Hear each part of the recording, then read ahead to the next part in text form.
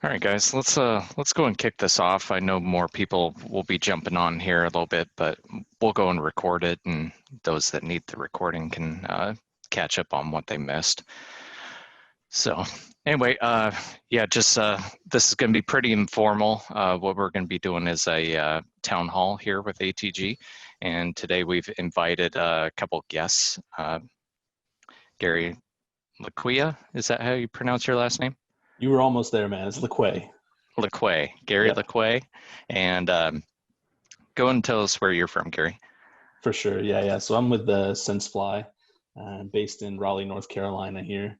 And so I act as a regional sales manager for them and also the sales team lead for Canada and the US. Perfect. Sounds good. And then we also have Jeremiah Johnson with Esri. Go ahead and Yeah. So I'm in Esri's Berkeley, California office. Wish I was in the office now, but no, just in my house, not too far from Berkeley. And I'm an imagery solutions architect within Esri's global business development imagery team. So as Esri's drone subject matter expert, and specifically around mapping and inspection and things like that, stuff that you can do with commercial off-the-shelf hardware. perfect. Yeah, and I guess that kind of rolls into, since we're all at our home offices right now, how are you guys dealing with COVID going on right now? Is it a lot more remote sessions, or do you still, what's project life been like for you guys? Jeremiah, go ahead and start us off. Yeah, obviously it's a lot of remote, and at first it really wasn't too much different than normal. However, when conference season started to kick off, I think that's when things really changed. When we had to do all these virtual conferences or a lot of virtual webinars and things like that. I think that took a lot of getting used to. Yeah. Did you guys cancel that one in San Diego, the big one? No, we had that virtually, and that's okay. actually what's really interesting is so fortunately, Esri has the big Esri user conference in San Diego every year, and we get 18, 19,000 attendees usually every year. And this year it was obviously virtual, and pros and cons to that. The pro was that our reach was able to be really, really wide. We had 88,000 attendees virtually. Wow. So a lot of people who couldn't travel to San Diego could now attend and everything. But those of you who are familiar with the expos and things like that, that's the part that's really, really hard to mimic virtually. Right. And we had an expo hall, we had a virtual expo hall, and we had vendors, we had internal teams sitting in virtual booths.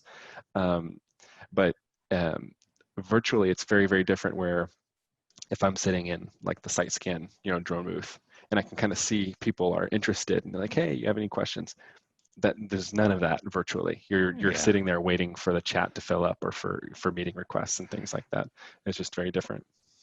That's true. Yeah, with the live events. Yeah, I remember, I don't know, number of conferences I've ran into you just to either catch up, or, you introduced me to somebody, or I introduced somebody to you, be like, hey, here's Jeremiah. He can answer a question better than I can. So yeah, I do kind of miss being able to do that. But yeah, we had an event last week where we were doing kind of a hands-on demo, but it was virtual. So it was very like, somebody behind the camera, like showing what's in my hand versus handing it off to somebody next to us, kind of thing. But yeah, it's been quite the adjustment. And yeah, so Jeremiah and I, when did we meet? I know we flew that Pendo that Creek highway Ridge. project. Yeah, that was yeah, I've been showcasing that off ever since. But yeah, that was 5-6 years ago now, something like that. Yeah, something like that. I think that was kind of early on in the SiteScan product life cycle that we were basically reaching out to industry experts. Like, okay, so we have this. There it is. I got it up on my background here. So we're like, okay, so we have this drone software and drone processing software now. Like, how does this help the industry? Tell us. Right. And yeah, you had some great honest feedback on how we Yeah. could improve, and I think we did that. Yeah. Yeah. It's a quick Sounds thing. I good. mean, those like bridges like that for any of the guests out there, what's really amazing about doing a digital reconstruction of something like that is getting all the lattice work, underneath the bridges and all this other stuff. I'm sure you guys have seen that in the past, but man, it's always impressive when software can come through and show um, Yeah. that done correctly. How about you, Gary? Are you guys able to do in-person demos, or what's the situation? Yeah, it's been a bit of a challenge from that front, obviously, with travel restrictions certain places, and we're definitely all still working remotely here in North Carolina as well. Luckily, we, as hardware manufacturers and those kind of solutions providers, a lot of the stuff we do is done outdoors, luckily for the flying, right? So our distribution network has still been able to get out there and do demos with customers, which is fantastic. I think we're, particularly on the sales team here, going a little bit stir crazy with not being able to get out in front of customers as much as we would like and interact with dealers and just have those conversations, right? It's just so much tougher to get that level of, like Jeremiah said, so much tougher to get that level of interaction virtually. So that's certainly been a challenge, but we've been able to maintain and kind of push through despite some of those different challenges. Mhm. Right. And real I think quick, what's just really for our guests, so Jeremiah represents software, right? So photogrammetry software, and then Gary represents SenseFly, which is drone hardware. So that's why I asked more particularly in person, presenting hardware, presenting drones, seeing them fly, things like that. Mhm. Okay, go ahead. And then we also have the chat and questions open. So we'll kind of continue on our conversations and ask these guys a few questions. But if you have any of your own, feel free to throw that in the chat or the Q&A section. So Gary and David, how long have you guys known each other? David, did you work for Gary or did Gary work for you? No, we didn't work for we didn't work for each other. Gary, we worked together. I mean, that's why it was so great.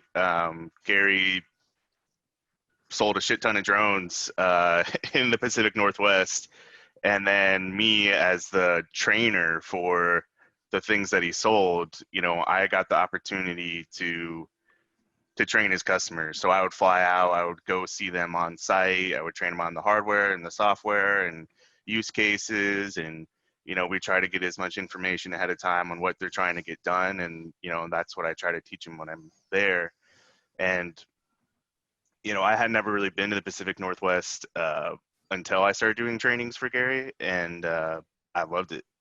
I was happy every time I got to go back and see a different part of the country and see a different use case that the customers were doing. I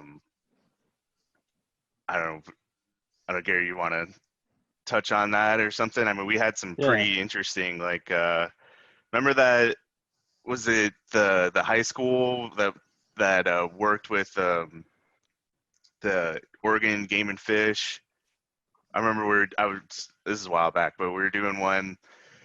We were teaming up with a high school and Oregon Game and Fish, and we were out in Netarts Bay, which is out by Tillamook, and we were flying a multispectral drone trying to find invasive seagrass in the bay. And that was just a really memorable trip. That was really cool. There's some really cool, there's some really cool use cases that come out of that region in particular, just because it's kind of a unique kind of biosphere up there where you've got, particularly like, I was based in Washington, and you've got that kind of the western side of the state is a rainforest pretty much, and the eastern side of the state's a desert and real ag heavy. Mm-hmm. And so you've got a ton of that different use case there. That one in particular, I remember I was bummed because I didn't get to actually go out on site with you to do that one. But I think that was one of the interesting things about that relationship, is that when I was able to go with you, as hardware manufacturers, we kind of see a lot of times some of the surface level needs that customers have. Like, we need to collect this data because we want to build this map for whatever reason, right?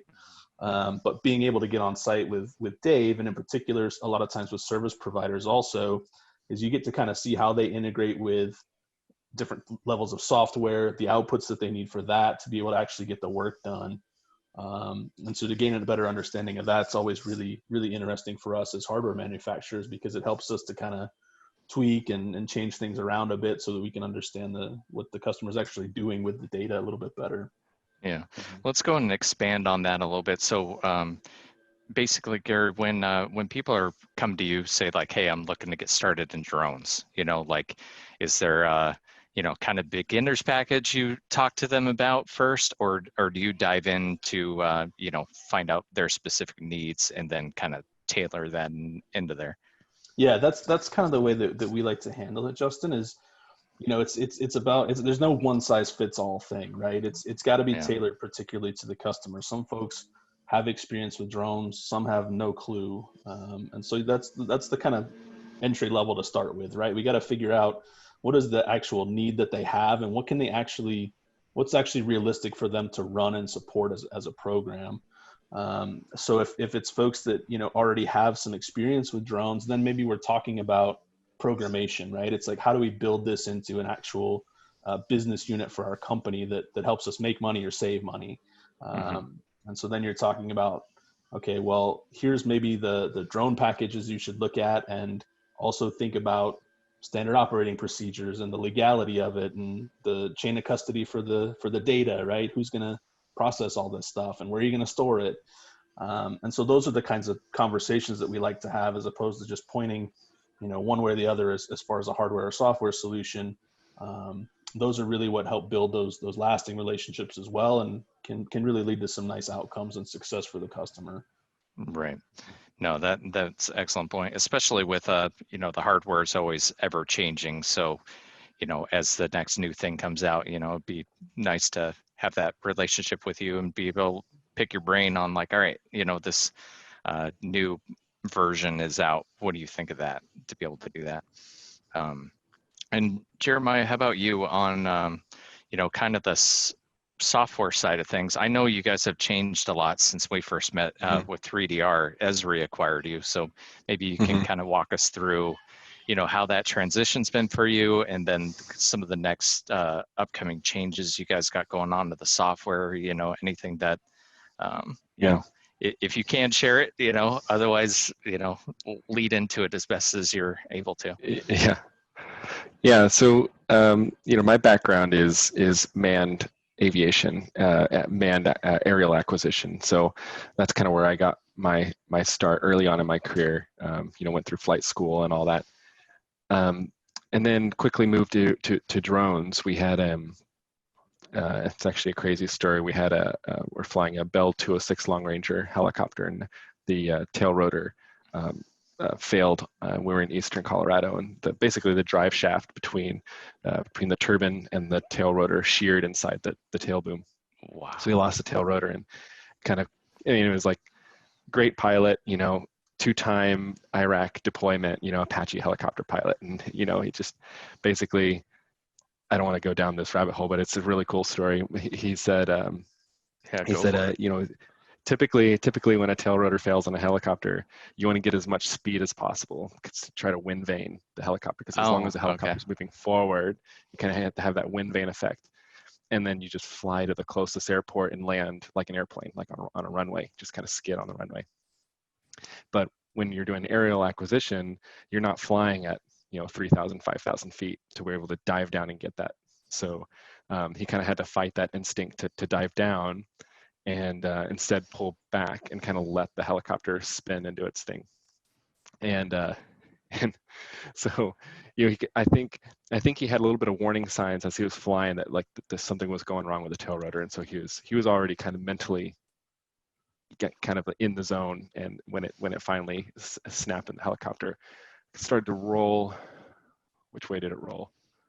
Anyway, it doesn't really matter. So it started to roll one way, and then it just snapped the other way, and it just kind of started to roll. Obviously, inside the helicopter, it's mayhem. But for him, he's like, okay, like pilot checklist. He's like, okay, am I flying? Yes. And am I in control? Kind of. I have a little bit of control. I'm spinning, but I have a little bit of control. And so he told me afterwards, he's like, all you have to do is, all you have to do is keep the spinning horizon level on the windshield. Like as long as the spinning horizon's level, you're okay. And he just made sure the spinning horizon was level, and then just let the helicopter kind of come down and hit the ground, and kind of was still spinning. So the landing gear or the landing skids kind of flipped up and the helicopter rolled over.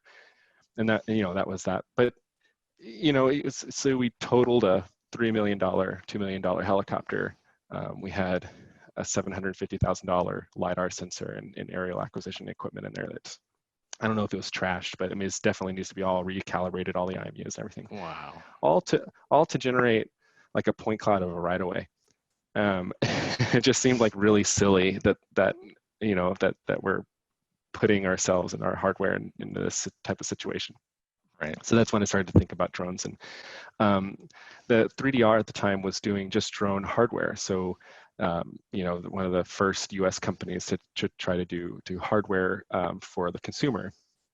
And at the time, 3DR was developing the Solo, and there was like this team that was going to be trying to put the Solo in commercial environments. And so they're trying to hire people from industry. So I joined 3DR that way. I moved from Texas to here in the Bay, California, and joined this commercial team. Those of you who follow the drone story know that as an American company, we couldn't compete with DJI, who was just mass manufacturing drones and undercut us on cost. And so we had to quickly pivot from that into commercial software. So how do we build software for drones, commercial off-the-shelf drones? And so that was the team that I was on. We developed in 2015. We developed a software solution called SiteScan, and the initial thought was, okay, if a customer has a Solo, we want to make it as easy as possible to get images from the Solo to be processed into orthos, point clouds, and things like that. Obviously, when we stopped manufacturing the Solo, we had to open up our hardware, capabilities to DJI and others. But that was kind of the gist, and we became Esri partners pretty early on in that, just because Esri was obviously in the mapping space, and that's the space that we're trying to get into. We are also partners with Autodesk, and that's how we got introduced to the folks at ATG, was through Autodesk. But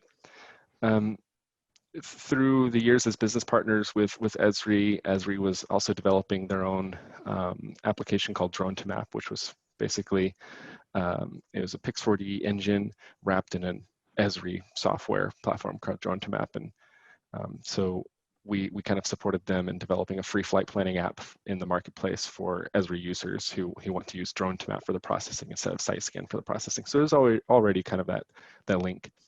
And last year, and in December, Esri decided to acquire the SiteScan product to kind of add that enterprise drone capability to what they already had with Drone to Map. And so the product and the team kind of moved over from 3DR to Esri. Esri didn't acquire 3DR just because there's also still a hardware and FAA consulting business that 3DR currently does, but they acquired the software product and the team, and came over with that. So, the Berkeley office, which was a 3DR office, is now an Esri office, and the team that was developing SiteScan is still developing SiteScan. Just we all got new Esri email addresses, basically. Mm-hmm. Yeah, I think the transition has been good. I think that anytime you're moving from a really lean startup mentality to a more to a larger mature organization with processes and things like that, I think that you're always going to have to. There's growing pains and having to learn what the processes are and where do I fit in this organization and who do I need to know.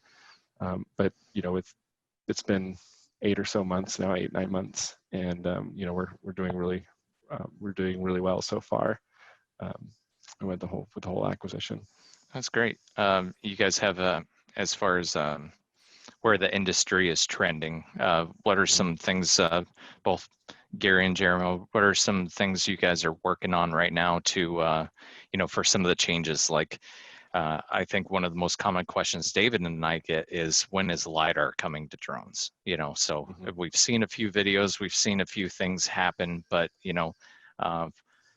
whether it be LiDAR or other types of technology, like what's new and what are you guys working on? And Jeremiah, go ahead and start us off, and then Gary, Okay. go and follow suit. Yeah. I'm right there with you, Justin, just because, we're not hardware. So we're just waiting on hardware manufacturers to start to creating LiDAR that is as seamless as possible. And there are some integration partners that put LiDAR units on DJI vehicles or things like that. And I think that's really nice, but it's still, I don't want to call it a science experiment, but you're taking something from some manufacturer and bolting it onto something made from another manufacturer, and you don't necessarily have this enterprise level support that you would typically want to get if you're purchasing LiDAR and flying it for an organization. So that's a little bit of a problem, and so we're from a software point of view, we're hoping that hardware kind of catches up because our customers are asking for that too. Mm. From a software point of view, our customers are looking for automation. And the reason they're looking for automation is because eventually or inevitably, these organizations want to scale drone workflows, right? They don't want to have a drone expert within the organization who knows all the little knobs and switches in order to create the point cloud or the ortho. They want to automate that as much as possible, so that more and more people can begin to fly the drones, to use the drones, and to create those data products. And so we're automating in a couple of ways. One, we're obviously leveraging a lot of the algorithms that Pix4D already has. So if you didn't know, SiteScan is powered by the Pix4D enterprise system. And so Pix4D gives us a lot of tools, but we also develop our own IP kind of around that to kind of help automate that. There's a lot of computer vision workflows, machine learning workflows that we're implementing, automatically tagging ground control points, for instance, or finding cracks in pavement, or it's just all these scalable automation features that we can do from a software perspective is where we're devoting a lot of time. Yeah, I remember when the automatic ground GCP tracking was in there. So that's been something I've been adding to my classes and things like that, as so it's not just a drone pilot class, but it's also like that back end of it as well, processing there. And Gary, how about you? What innovations and things are either you guys currently working on, researching, trying out, all For that sure. kind of stuff? Yeah. I think Jeremiah's got a great point there around making things easier, right? Is kind of the big thing right now, is we don't want to have this, somebody that owns this one thing and they're the only person that does it in the company, and they decide to go somewhere else and we're starting from scratch again. So that's something that we always look at and work on. In regards to kind of the LiDAR conversation in question, there are quite a few manufacturers that offer LiDAR solutions for drone applications. That's not something that we're currently looking at doing, mostly because SenseFly has always been the lightest in class, flies for the longest, and we do that for a variety of reasons. But most notably, it's for regulations, right? I mean, there are new European regulations that are going into place this summer that are greatly restricting where you can and can't fly based on the weight of your drone. And so we're very cautious about those sorts of things. And right now the LiDAR systems they're just too heavy. I mean, there's just not it doesn't work with the sort of system that we manufacture. And again, like I said, there's no silver bullet for everybody. There's different applications that you wouldn't want to use a SenseFly eBeat for. It's just, that's the fact of the matter. So there's places where that makes sense, but not in the space that we play in necessarily. I think a lot of times people get a little hypnotized by that product as well, by LiDAR, and maybe they don't understand that that's maybe not the best option for them. Agreed. Yeah. So there's that education piece to it as well, that helps. Apart from those sorts of things, I think that really being able to collect data quickly and being able to fly for a long time is kind of what people are interested in, right? They don't want to have to spend all day out there collecting data, and they want the data right now. Right. And so those are some of the things that we're kind of looking at and working on to, again, make those workflows easier for our customers and make it a simple solution as possible. Yeah. I'd like to add something there. So yeah, I know go for Jeremiah it. had mentioned, with having one manufacturer being the drone, have one manufacturer being the sensor, and how those may not always play nice, especially when you get to the data side and now there's, miscalibrations or something like that. Something that always intrigued me about SenseFly, I mean, you guys were developing, I remember when the SOTA camera came out, like that was a sensor designed specifically for the EV to do exactly mapping. Like it was all like streamlined. And then I know you guys have come out with a bunch of other sensors as well. Maybe Gary, you want to touch on you don't have LiDAR, but you have some other ones. Yeah, They're pretty amazing. For sure. That's something that, SenseFly does that very, very few hardware manufacturers do is we make our own flight planning software and the majority of our own sensors. We work with some partners, MicaSense and FLIR, to develop some of those specialized ones, Parrot as well. But essentially, we've got about 7 different sensors right now for our EBX platform, everything from high resolution full color imagery to, thermal infrared coupled with high resolution RGB imagery. So there's that full gamut in between there to help the application. And that very reason is why, right?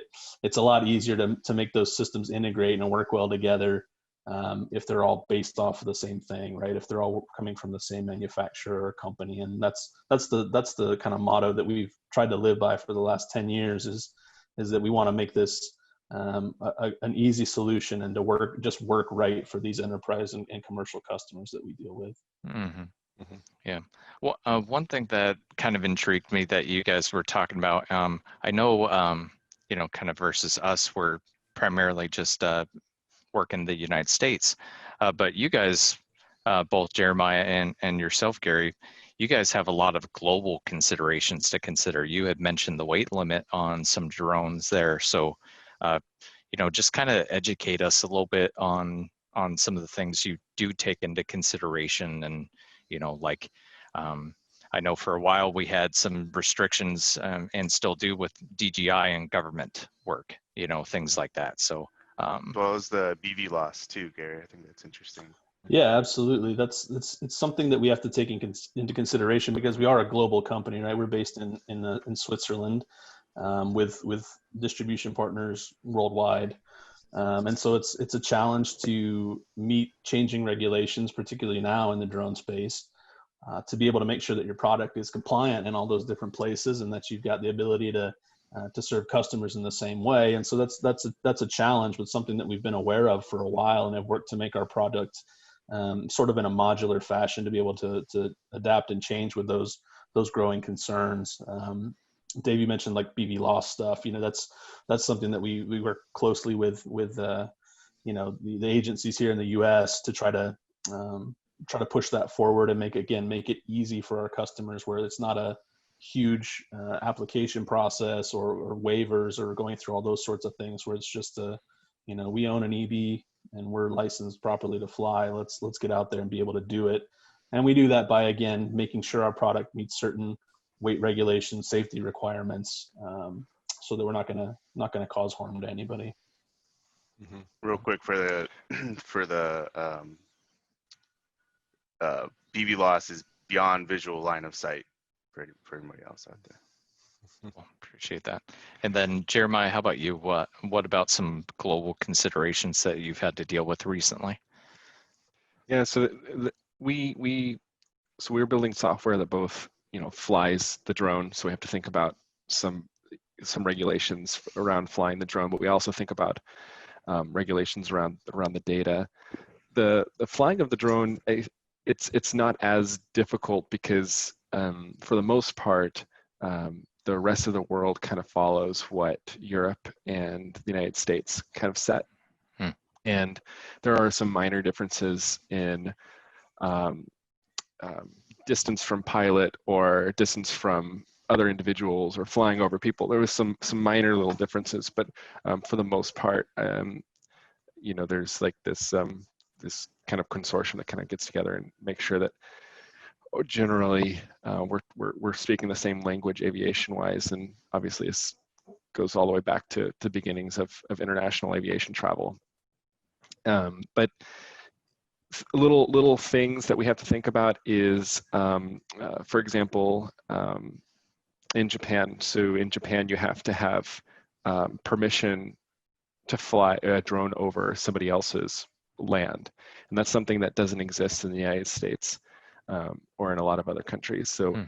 In the United States, for example, a drone is considered an aircraft, and just like Southwest Airlines doesn't have to ask your permission to fly over your house, the same goes for drones. As long as you're following drone regulations, I can fly over your property, and I don't have to ask you permission. You do not own the airspace.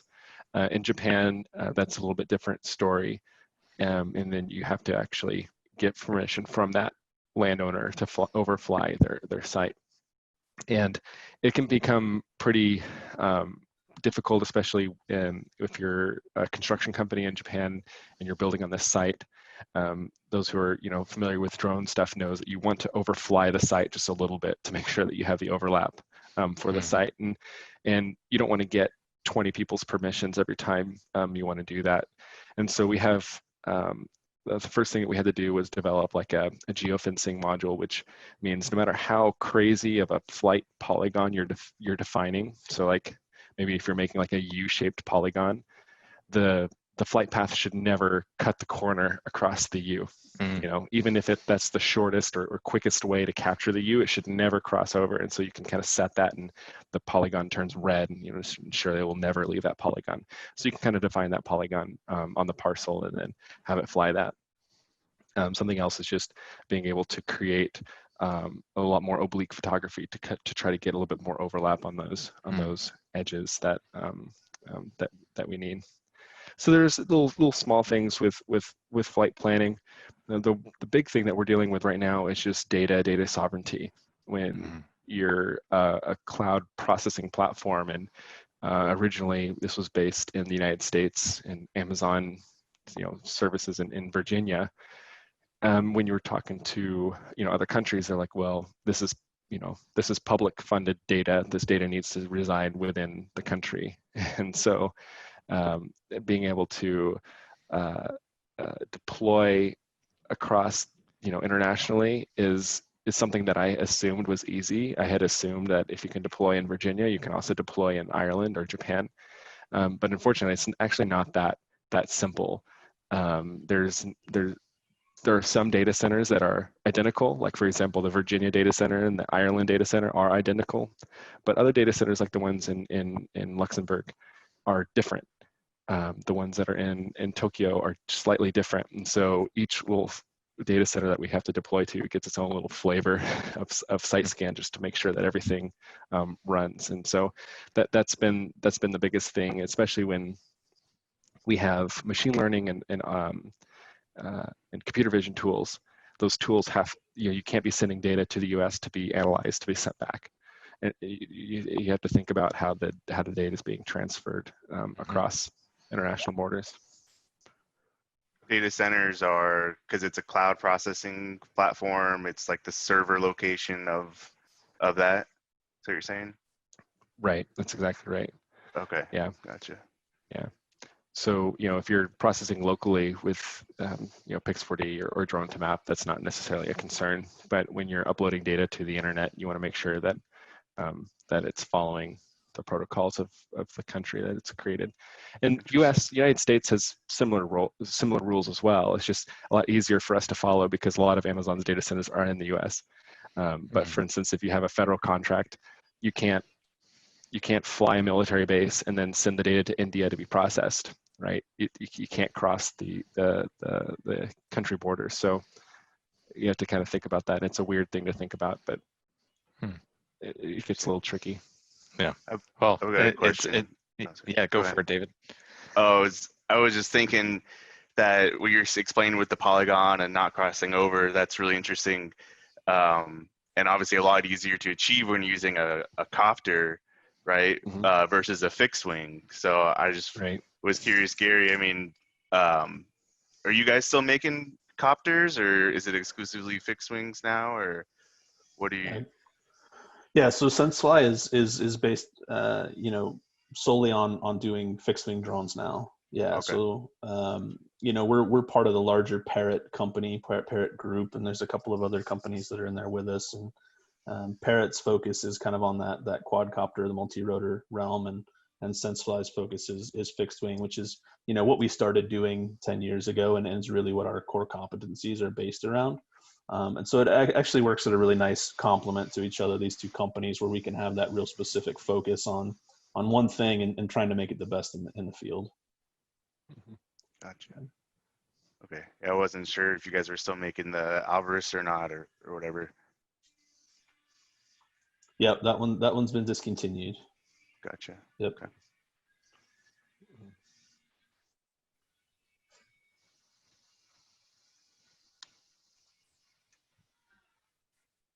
Justin, do you have a question for us? You looking?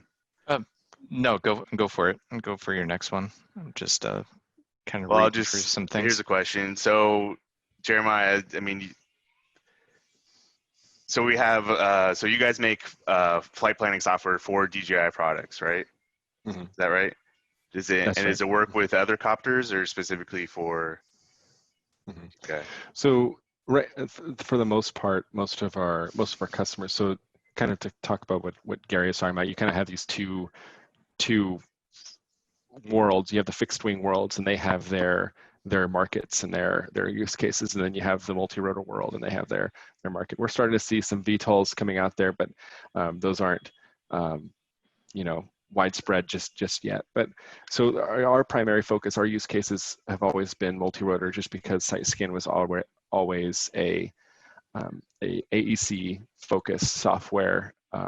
We've started to expand into natural resources or mining, forestry, but for the most part, a lot of the development has been done for and influenced by construction and engineering. And so for a lot of these, you need a multi-rotor in order to fly some of these sites. The primary drone is DJI in that market, but what Justin was talking about before is there's starting to become some hesitancies with using drones made by DJI, and we're feeling that pressure pretty significantly, just because a lot of Esri's customers are government based. So Esri is it's a global company, and we work with governments and companies all over the world.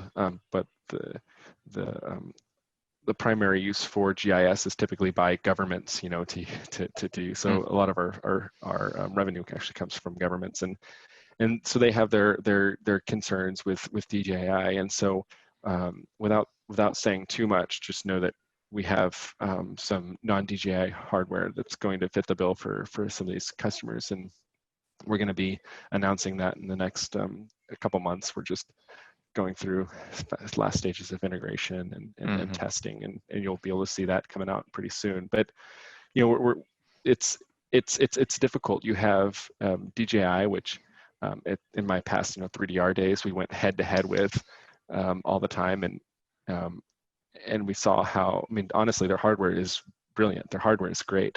They always have really solid sensors and multi-rotor platforms that are great. But they squashed a lot of this market. A lot of the stuff that even Parrot was doing with some of their multi-rotors has been dampened by what DJI has done. And then the coin kind of flipped it started with, I believe, Huawei, when government started banning Huawei, Chinese hardware in cell phones and in sensors, and then people started looking at DJI and DJI can potentially send data to China, and then DJI started to get banned. Well, if DJI gets banned, and DJI squashed a lot of this multi-rotor market, kind of what's left, and so you kind of have the very recent uprising of drone experts, drone hardware experts that are getting significant amounts of funding now to develop hardware that's not Chinese based. You're seeing that with companies like Skydio here in California, which is making a relatively low cost drone. I think it's I don't think it's a Mavic cheap, but it is low cost enough to where you can go and purchase one and use it. It's going to be an interesting 12 to 24 months as a lot of this starts to shape up.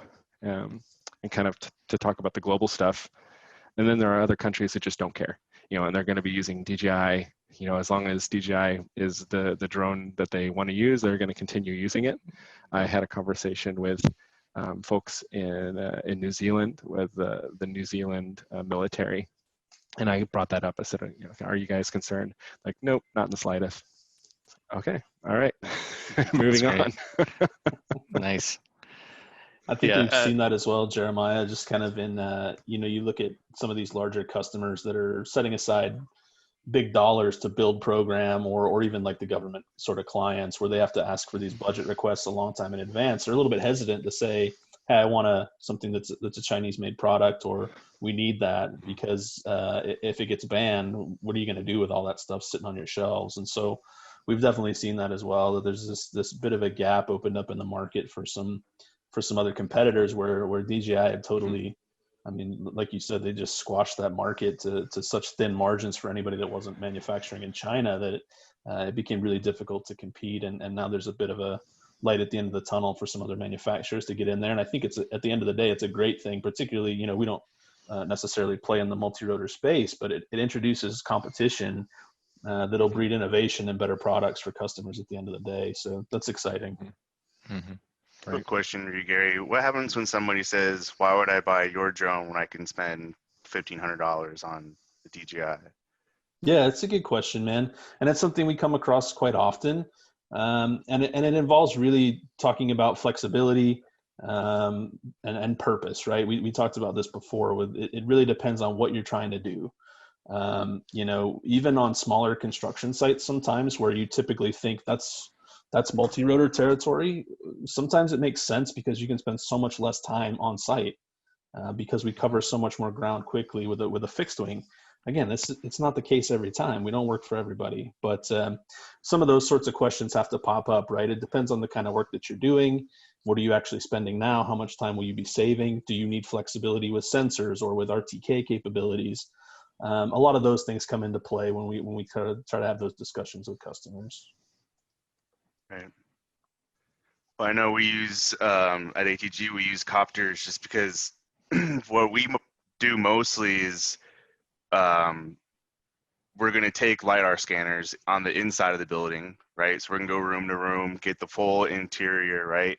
And then you kind of just want just the exterior, and then in our software we'll basically combine the aerial photogrammetry point cloud with the interior LiDAR scans.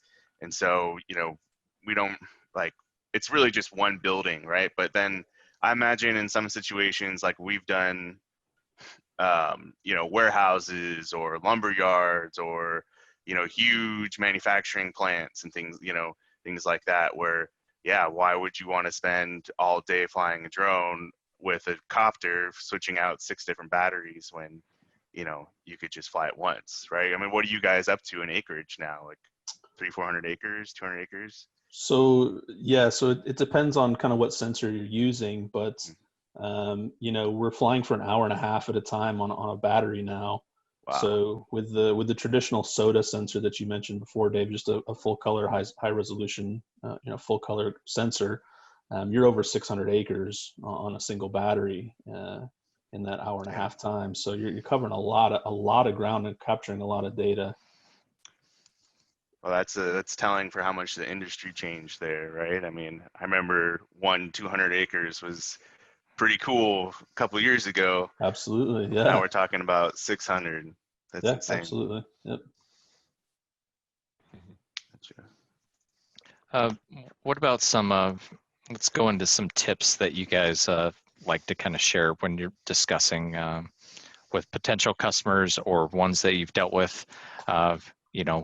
We kind of touch base on some of the rules and regulations, but what's some major tips you guys are kind of going through right now? Jeremiah, go and kick us off there. Yeah, it's important to know what you want the finished product to look like before you go out and plan a flight.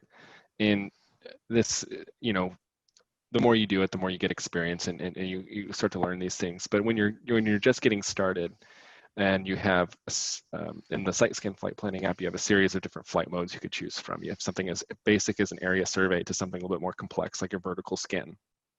And you might be tempted to be like, oh, well, I just want a map. And so you just plan a basic area survey, and this is the quickest way to capture this information. And I go out and create this map. And then you realize that, you know, you're not getting the sides of any of the buildings, you know, you just have floating rooftops on top of the ground. And maybe that wasn't what you were planning on delivering to the end customer. You have to go out and recapture. So especially as you're getting started, you have to think about, okay, well, what am I going to be using this data for?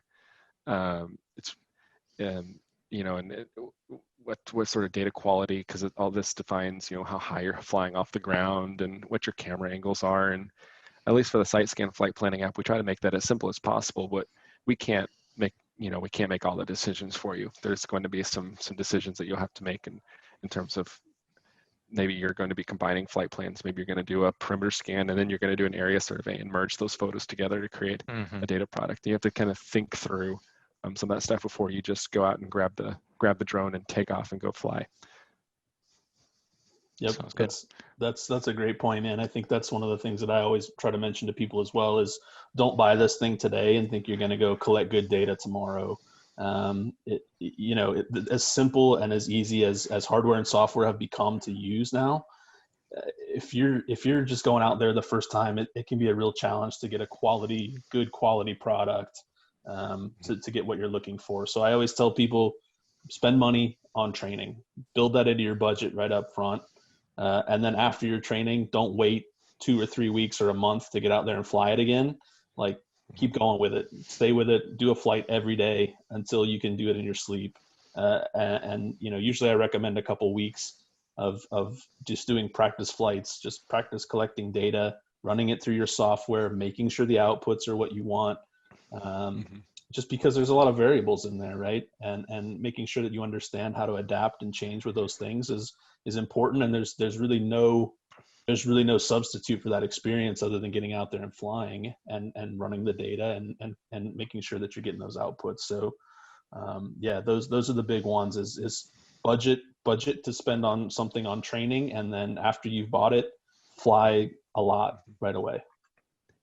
Yeah, those of you in the room who are, you know, reality capture experts, you know about the terrestrial laser scanners, and I like to equate the two because they're very similar in a lot of ways. And yes, it's very easy to get your laser scanner on a tripod, and then you hit go and you walk away and you wait. But that doesn't mean that you're going to create a great scan of a building. You have to think through the acquisition. You have to think through, okay, where are my placements of my scanners and how is all this going to register together? You don't have to think about registration when it comes to drones, but you do have to think about the acquisition, and you have to pre-plan kind of what you're thinking about before you just go out and do it. There's a lot of things that software automates, and there's a lot of things that Gary and I can be on video showing you really quickly how to do, but until you have the experience to think through and understand what it's going to do, it's important to take the time to think through an acquisition. Yeah. I've been in situations where either if I was doing an area survey, but it's like it's an open pit mine with huge shelves, right? So I'm thinking, okay, well, I could just do one big overlay or one big area over the whole thing, but how's that going to interfere with the GSD at the bottom of the pit that's 300 feet down, So Right. something that's like fairly straightforward, like an area survey. Well, now it can be as different as the terrain the world can provide, right? I mean, you can change the altitudes here. You can if you're taking special consideration for the sidewalls, you might have to change a little bit of your flight direction, something like that. And then I know with SiteScan, with the different flight planning tools, I don't know, mission styles, I guess you could say, right? So I know today our guys are out flying a silo, right? So they're doing the perimeter scan going up around, a tall cylindrical object, right? But then maybe on that you do a little bit of the crosshatch, survey at the very top. So now you've just combined two different mission planning styles to yield the best results. So yeah, I can totally relate to what you're saying. It's, think about the ending first, and then sort of build backwards, and how do you achieve the ending that you want. Yeah, and to kind of touch base with kind of what Gary was saying on training. So one of the things I'll get with brand new to the industry type questions, why don't I just increase my overlap to 98% overlap? Those kinds of things. Wouldn't that get, it's got to be in there, and that's kind of what he was saying, like go ahead and run through that scenario on your own. We've all done that, and then we've all analyzed the results and then just kind of like, okay, was that worth the extra time in the field? Why is my data all jumbled backwards and things like that now, because there was just so much overlap between the images. So it's important to, this equipment is fun, so there's a little bit of playing around with it that you got to do, and, also be responsible with it, What I would tell people is like,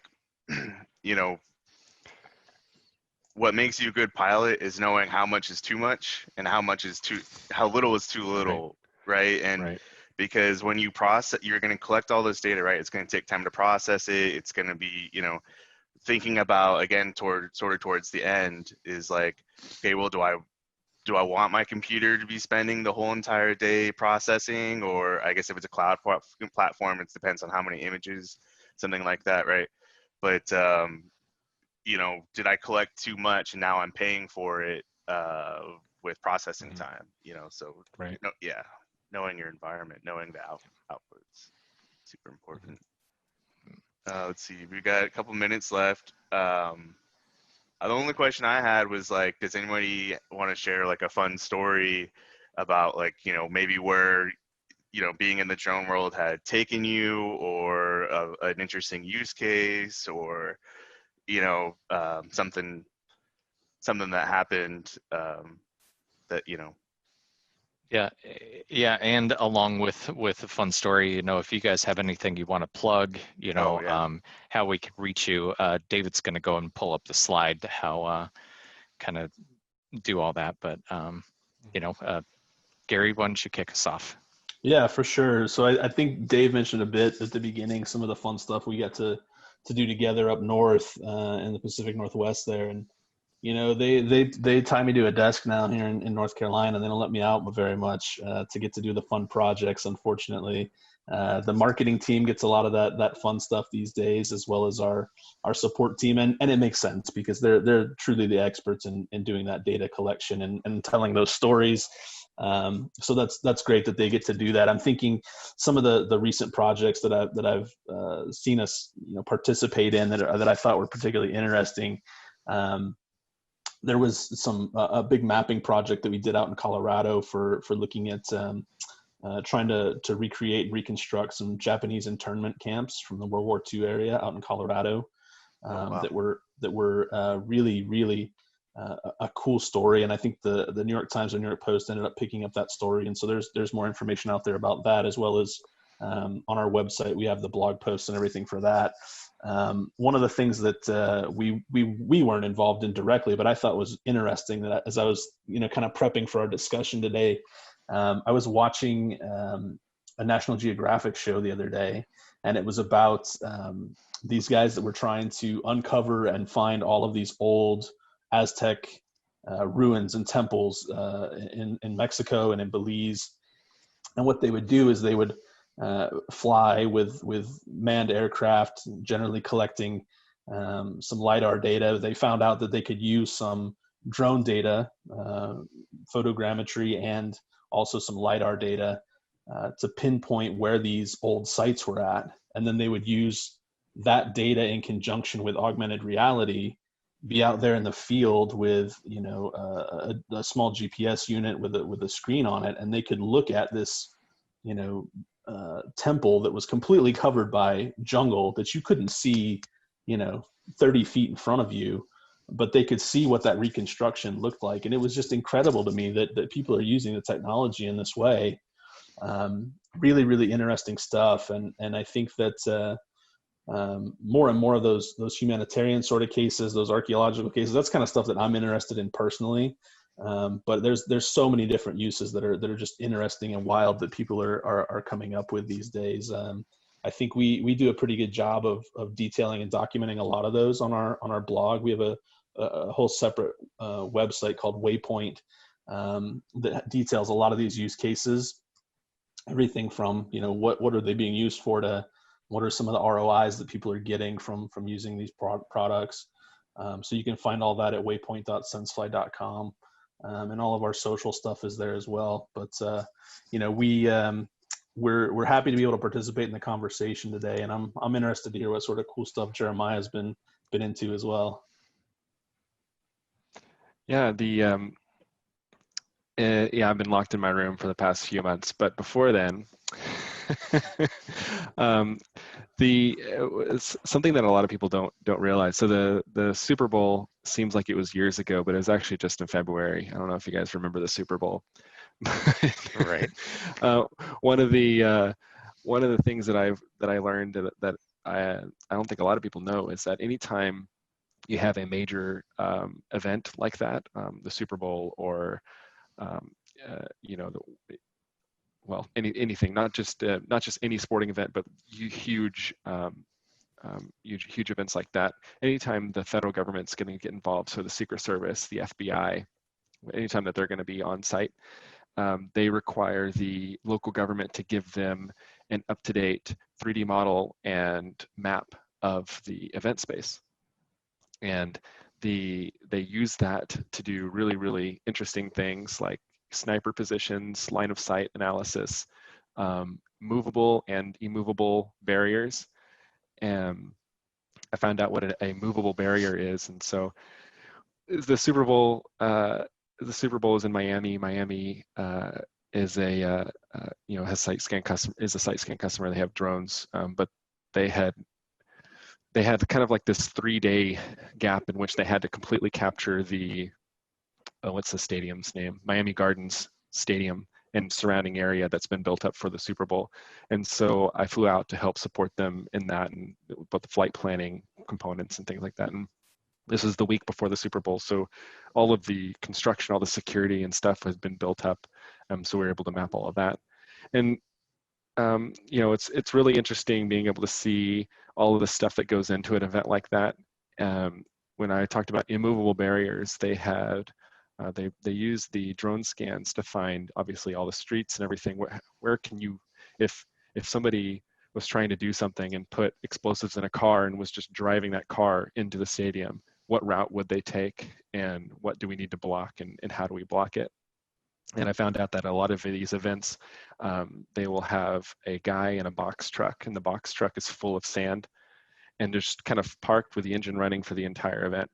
And if he gets the call, he'll drive the truck and block the road and hop out of the truck, so that you have this like immovable or a movable barrier that blocks the road at any given point in time. So we're out there with the firefighters, and because the firefighters had all the drones and the TFR unlocks for the event, and it was a great time, you know, working with them and flying the drones. And we had to do a perimeter scan, which is, you know, a flight completely around the stadium, but obviously you can't get line of sight completely around. So we hopped in the fire truck and just followed the drone as it did its perimeter scan all around the structure. That's Something awesome. else SiteScan can do is create these 360 panos. And these panels are great for public safety use cases because it gives you, I mean, literally a bird's eye view of a location as if you were actually there. And so we got up on top of the stadium, the Miami Garden Stadium. It has like a flat, almost like canvasy roof, and we were able to get up on top of that and do some flights up there. And while we were up there, we saw the team that was installing the anti-drone equipment. And so they have like rangefinders, like all this like stuff that they wouldn't tell me a whole lot about, but they told me that they're using this drone flight to test, okay, like, is it locking onto the drone? Is it doing what it's supposed to do? It was a really, really interesting experience, and I learned a lot about, you know, acquisition of something as complicated as a stadium in a short time frame. We only had maybe 6 hours to capture everything. That's something that you really can only do with drones. Yeah. Yeah, no, and something like that, I mean, it's scheduled down, you know, like you said, you only have 6 hours, so you want to make sure you're up in the air as soon as possible and Right. everything like that. So yeah, no, super interesting. So we're pretty much wrapped up here at the top of the hour. I don't want to keep you guys past the time, but if there's anything else you guys want to plug or kind of bring up, this is the time. I don't see any additional questions from the audience, so time is yours, guys. All I was going to say is my email's up there. If you want to learn a little bit more about SciScan and the software behind mapping and creating some of these reality capture projects, you can hit me up there. I'm also on LinkedIn. Pretty easy to find, but hit me up, and I'm more than happy to answer any other questions you have. Cool, appreciate it, Jeremiah. I would just echo that as well, that I'm available to have a conversation, right? I think a lot of times in our space, people hear drone and they automatically think of a multi-rotor system, and we're trying to educate people on where the best fit is for fixed wing drones in this space. And so if you're interested in that technology, want to learn a little bit more about it, I'm always happy to have the conversation. Like I said, it's not the silver bullet for everybody, but it works in a lot of cases where maybe even think it might not be the best option. We can talk through some things, and I'm always interested to hear what sort of projects people are working on regardless. Like we mentioned here today, there's always so many interesting use cases that people have, that things that they're trying out or trying to do, or is this possible? And it helps us to think and expand as well, and provide a better product. So definitely happy to have conversations around that. Cool. Well, I appreciate you guys making the time for us today.